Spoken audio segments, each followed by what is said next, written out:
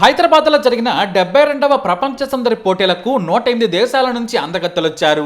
మరి ఎంతమంది వచ్చినా వారిలో సెలెక్ట్ చేసేది మాత్రం ఒక్కరినే కదా. మిస్ వరల్డ్ పోటీ 1951 నుంచి బ్యూటీ విత్ ఏ పర్పస్ నినాదంతో నడుస్తోంది. ఈ సెలక్షన్ కి చాలా రౌండ్లు ఉంటాయి. శారీరక అందం, ఆకర్షణ, వ్యక్తిత్వం, సామాజిక నైపుణ్యాలు, తెలివితేటలు, అవగాహన, సామాజిక బాధ్యత, అలాగే సాంస్కృతిక ప్రాతినిధ్యం, ఆత్మవిశ్వాసం, అలాగే వ్యక్తిత్వం. ఈ రౌండ్లన్నీ కూడా పూర్తి చేయాలి. అందుకు అర్హతలు కూడా కొన్ని ఉన్నాయి.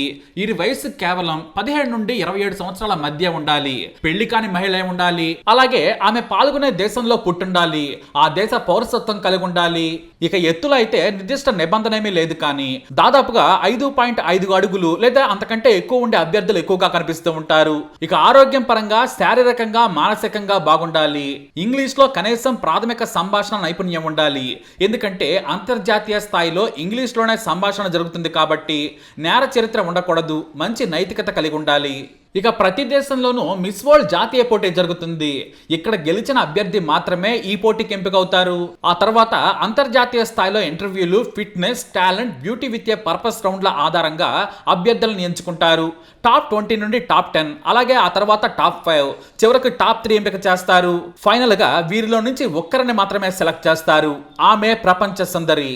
మరి ఇప్పుడు మన ప్రపంచ సుందరి Thai beauty Suchata Chuangsri. ఇక మన Indian beauty Nandini Gupta top 20లో నిలిచింది.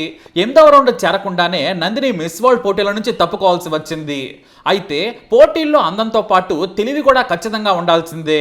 ఎందుకంటే మిస్ వరల్డ్ పోటీకి అన్ని దేశాలు కూడా అందగత్తెలనే పంపిస్తారు. అలాగే తెలివిని కూడా పరీక్షించి మరీ పంపిస్తారు.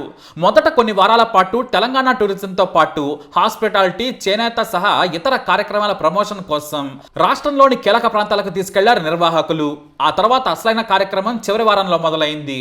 మొదట హెడ్ టు హెడ్ ఛాలెంజ్ నిర్వహించారు. ఆ తర్వాత top model, beauty with purpose, talent, sports, అలాగే మల్టీమీడియాల్లో పరీక్షించి చివరకు 108 నుంచి 40 బ్యూటీ క్వీన్స్ కు కుదించారు.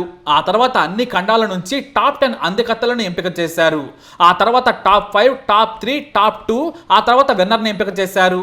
అయితే ఫైనల్ కంటే కూడా ప్రతి రీజియన్ నుంచి ఇద్దరిని ఎంపిక చేసే సమయంలో పోటీ చాలా ఆసక్తికరంగా మారింది. బ్రెజిల్, మార్టినిక్ దేశాల నుంచి 2, ఇథియోపియా, నమీబియా నుంచి 2, యూరోప్ నుంచి పోలాండ్, యుక్రెయిన్ బ్యూటీస్ ని ఎంపిక చేయగా ఆసియా నుంచి ఫిలిప్పీన్స్, థాయిలాండ్ నుంచి ఎంపిక చేశారు. వీరందరినీ కూడా ఒకటే ప్రశ్న అడిగారు న్యాయ నిర్ణేతలు. మీరు మిస్ వరల్డ్ గా గెలిస్తే ఏం చేస్తారు అనేది ప్రశ్న. ఇది వారి మానసిక పరిస్థితి, భవిష్యత్తు ప్రణాళికలో తెలుసుకునేందుకు అడిగారు. ఈ ప్రశ్నే సగం విజేతలను చేస్తుందనేది అందరికీ తెలుసు.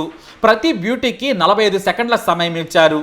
ఈ ప్రశ్నలను న్యాయ నిర్ణేతలుగా ఉన్న మాజీ మిస్ వరల్డ్ మానుషి చిల్లర్, రాణా దగ్గుపాటి, మహేష్ బాబు సతీమణి నమ్రతా శిరోద్కర్, సోను సూద్, సుధారెడ్డి, జయేష్ రంజన్, మాజీ మిస్ ఇంగ్లాండ్ కెరీనా టిర్రెల్, 72వ Miss World stage director Donna Walsh ఈ ప్రశ్నలను సంధించారు. మానుషి చిల్లర్ మిస్ మార్టినిక్ ను ఓ ప్రశ్న అడిగారు. తప్పుడు సమాచారం నిండిన ప్రపంచంలో మీలాంటి యువ నాయకులు సత్యం, గౌరవం, కృతజ్ఞతతో ఎలా వ్యవహరించగలరని చాలా కఠినమైన ప్రశ్న సంధించారు.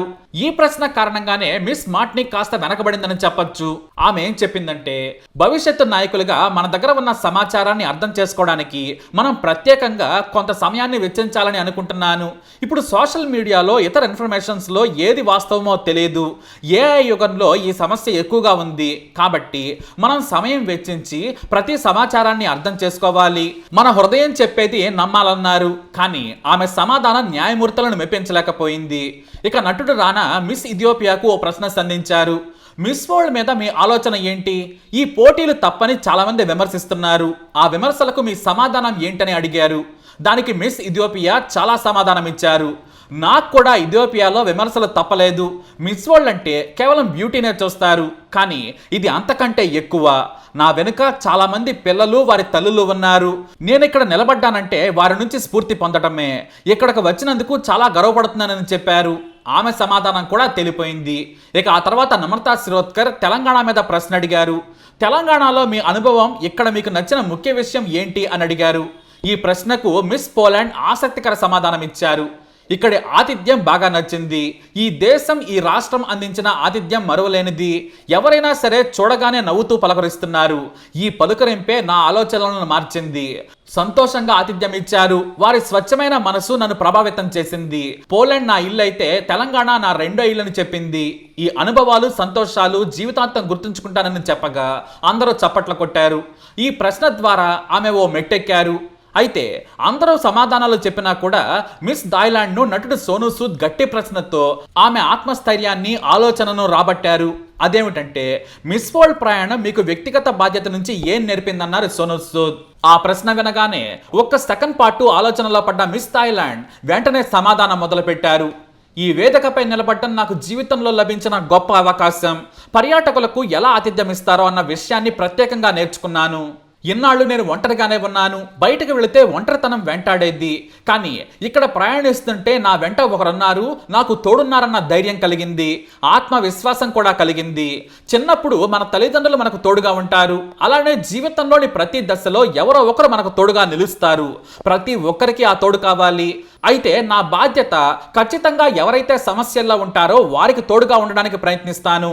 దయాగుణమే అత్యున్నతమైనది. చుట్టుపక్కల వారితో దయతో వ్యవహరించడం కంటే ప్రపంచంలో మరొక గొప్ప విషయం లేదని నేను నమ్ముతున్నానని సుజిత చెప్పారు. ఇదే సమాధానానికి జడ్జిలందరూ కూడా ఓటేశారు. అంతే, ఆమెకు 72వ ప్రపంచ సుందరి కిరీటం దక్కింది. తెలంగాణ సీఎం రేవంత్ రెడ్డి సమక్షంలో మిస్ వరల్డ్ ఆర్గనైజేషన్ సీఈఓ జులియా మోర్లే ప్రకటించేశారు. ఈ ఫైనల్స్ అత్యంత ఉత్కంఠభరితంగా జరిగాయి.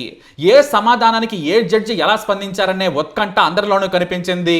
అయితే మిస్ వరల్డ్ కిరీటం గెలుచుకున్నప్పటికీ గత ఏడాది థాయిలాండ్లో జరిగిన మిస్ వరల్డ్ థాయిలాండ్ పోటీల్లో ఆమెకు 3వ స్థానం దక్కింది. కానీ ఇప్పుడు మిస్ వరల్డ్ పోటీల్లో ఏకంగా విజేత కావడంతో ఆ దేశంలో సంబరాలను పెంచేసింది.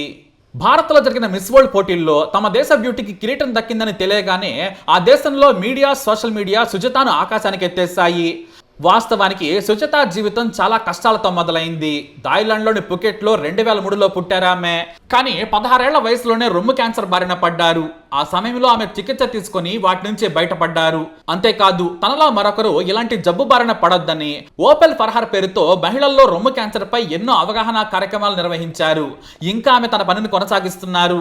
అందుకే ఆమె చెప్పిన సమాధానానికి ఆమె ప్రొఫైల్కు సరిగ్గా సరిపోయింది. దీంతో ప్రపంచ సుందరి కిరీటం మిస్ థాయిలాండ్ సుజాతకు దక్కింది. మొదటి రన్నరప్ గా మిస్ ఇథియోపియా, రెండో రన్నరప్ గా మిస్ పోలాండ్, 3వ స్థానంలో మిస్ మార్టినిక్ బ్యూటీస్ గా నిలిచారు. చివరిగా తన సమాధానాలతో అందరినీ ఆకట్టుకుంది మిస్ థాయ్.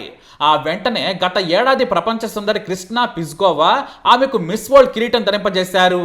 అందరి కరతాళ ధనుల మధ్య మిస్ వరల్డ్ కిరీటంతో స్టేజ్ పైన కూర్చొని తనను తాను మరిచిపోయి మైమరచిపోయింది ఓపెల్ సుజాత చింగ్ సిరి. సోనూ సూద్ అడిగిన ప్రశ్నకు ఆమె ఇచ్చిన సమాధానం కారణంగానే కిరీటం దక్కింది. సుజాతకు 8.5 కోట్ల నగదుతో పాటు వజ్రాల కిరీటం బహుమతిగా లభించింది. ఈ కార్యక్రమానికి ముఖ్యమంత్రి రేవంత్ రెడ్డితో పాటు మెగాస్టార్ చిరంజీవి, మంత్రులు, నాయకులు, హీరోయిన్లు సహా ఇతర ప్రముఖులు కూడా హాజరయ్యారు. మొదట తెలంగాణ, భారత సంప్రదాయ బట్టలను డిజైన్ చేసిన అర్చనా కొచ్చర్ అందరి మన్ననలు పొందారు. ఆ దుస్తుల్లో ప్రపంచ దేశాల సౌందర్యమణులు మెరిసిపోయారు. ఆ బట్టల్లో ర్యాంప్ వాక్ చేసి అందరినీ ఆకట్టుకున్నారు. ఈ పోటీలు 3 వారాల పాటు సాగాయి. మిస్ వరల్డ్ ఫైనల్ 125 దేశాల్లో ప్రత్యక్ష ప్రసారమైంది. కోట్లాది మంది ఈ వేడుకలను చూశారు. మరి మిస్ వరల్డ్ బ్యూటీ చెప్పిన సమాధానంపై మీ అభిప్రాయాన్ని కమెంట్ ద్వారా తెలియజేయండి. వీడియోని లైక్ చేయండి, షేర్ చేయండి, మా ఛానల్ సబ్స్క్రైబ్ చేసుకోండి.